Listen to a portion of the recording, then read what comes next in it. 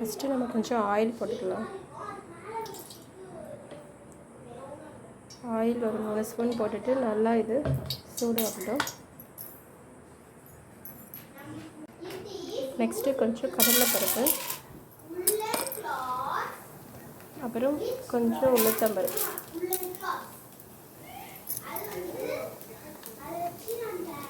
Next காஞ்ச மிளகாய். இது எல்லாமே கொஞ்சம் நல்லா ஃப்ரை ஆகும்.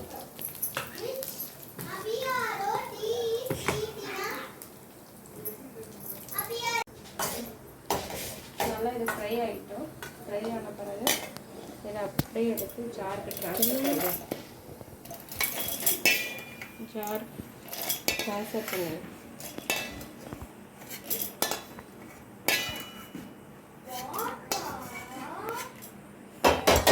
மறுபடியும்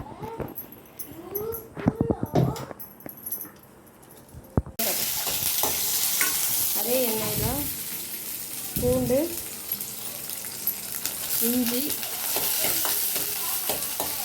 இஞ்சி நல்லா ஃப்ரை பண்ணிக்கலாம்.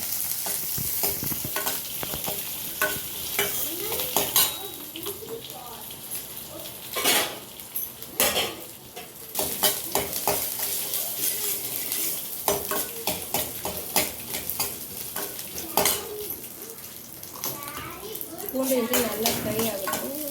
நெக்ஸ்ட்டு ஆனியன் போட்டுக்கலாம். ஆனியன் மாதிரி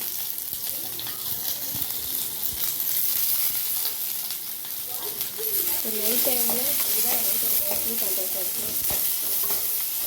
கிளாஸ் இருக்குது, கிளாஸ் வச்சுட்டு ஃபாஸ்ட்டாக பண்ணோம்னா ரெண்டு சப்ளை தான் பண்ணுவோம்.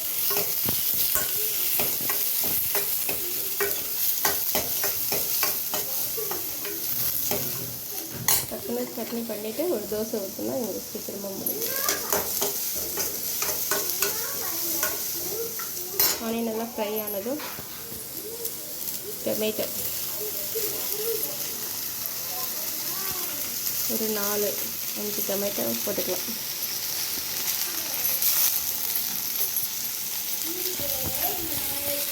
அது நல்லா ஃப்ரை ஆகணும்.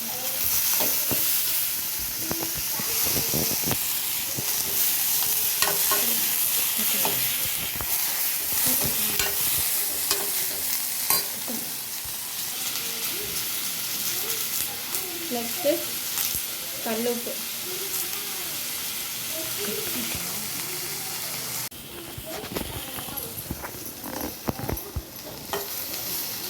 கல்லுப்பு போட்டு வச்சு இப்போ நல்லா கல்லுப்பு போட்டு டொமேட்டோ ஃபுல்லாக வந்து நல்லா சுருண்டு வேகணும். கொஞ்சம் புதினா இலைகளை போட்டுக்கலாம். புதினா இலை போட்டோன்னா அதோட டேஸ்ட்டே வந்து வேறு நல்லா இருக்கும். அந்த புதினா போட்டுட்டு எல்லாத்தையும் நல்லா மிக்ஸ் பண்ணி கலந்து கொடுத்துரும்.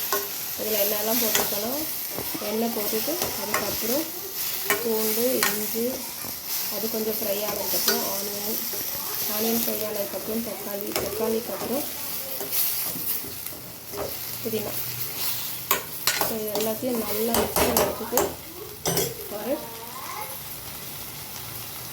இதுக்கு நல்லா மிக்ஸ் ஆனதுக்கப்புறம் லெட்டு போட்டு மூடி வச்சிடணும். ஸோ மூடினா தான் நல்லா மேஷ் ஆகிட்டு வேகும். இது இப்போ நல்லா மேஷ் ஆகிடுச்சு, சுருண்டு வந்துச்சு. இது நல்லா கொஞ்சம் ஆற வச்சுடுவோம். இது ஆறட்டும்.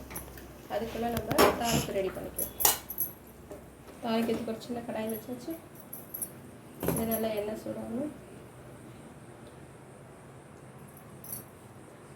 அது நல்லா ஆறின பிறகு மிக்ஸி ஜாரில் போட்டு அரைச்சிடணும்.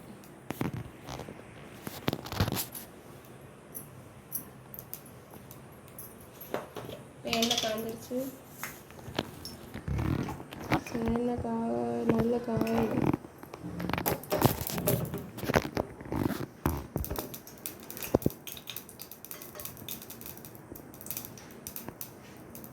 கொஞ்சமாக கடுகு போட்டுக்கலாம்.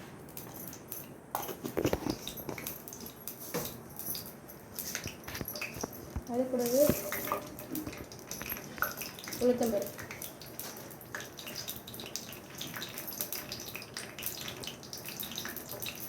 உளுந்து போட்டுக்கலாம்.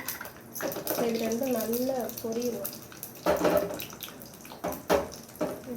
இப்படி ஷேக் பண்ணிகிட்டே இருந்தால் கடுகு ஃபுல்லாக தெரித்து வீணாகாது. அதனால தான் இப்படி ஷேக் பண்ணுறேன். கேஸ் மேலே ஃபுல்லாக கடுகு தெரித்து கேஸே வந்து ஒரு மாதிரி நீட்டாக இல்லாமல் இருக்கும். ஸோ நம்ம லைட்டாக ஷேக் பண்ணி கொடுத்துட்டே இருந்தோம்னா கேட்காது.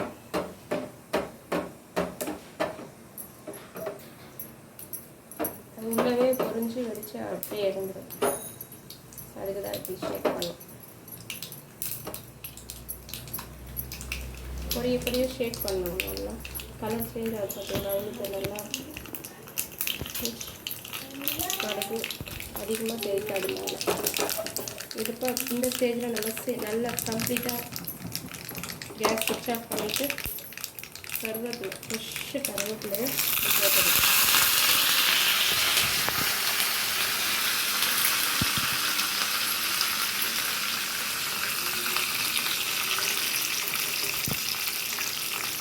அவ்வளோதான்.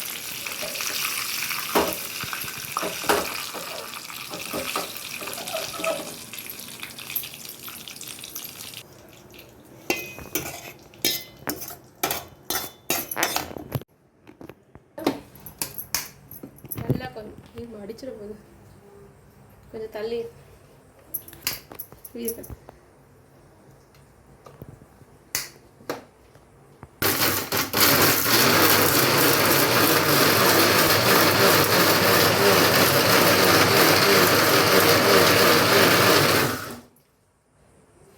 இன்னும் கொஞ்சம் நல்லா அரைச்சிக்கணும்.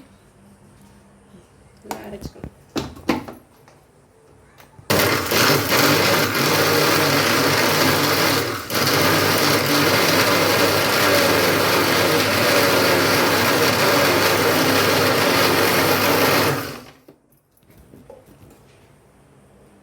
போதும்.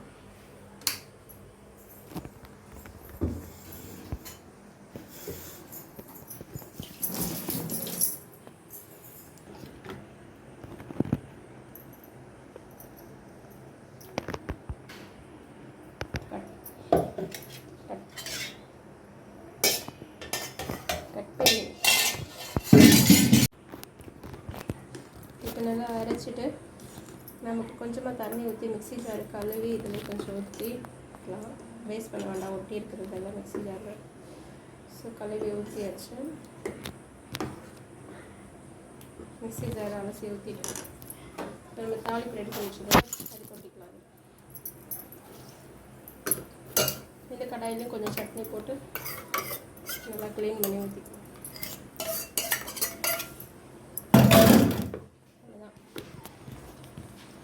இது கூட ஒரு தோசை போட்டு சட்னி வச்சு ஒரு சிக்கன் சட்னி ரெடி பண்ணிட்டோம்.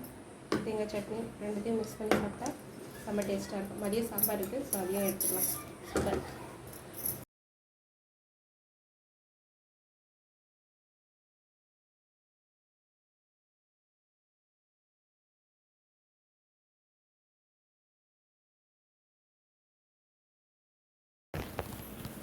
இதோட சட்னி வித்து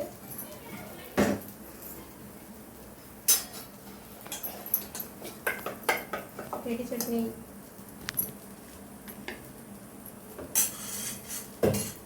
தென் சாம்பார், கால் சட்னி, தேங்காய் சட்னி, சாம்பார். தோசையோட செம்மையே கலக்கல.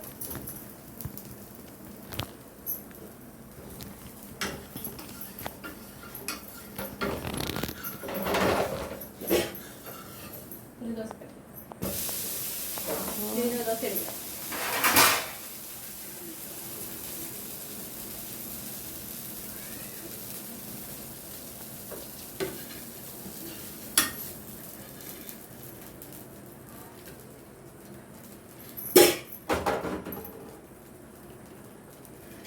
இன்னொரு தோசையும் ரெடி ஆயிடுச்சு.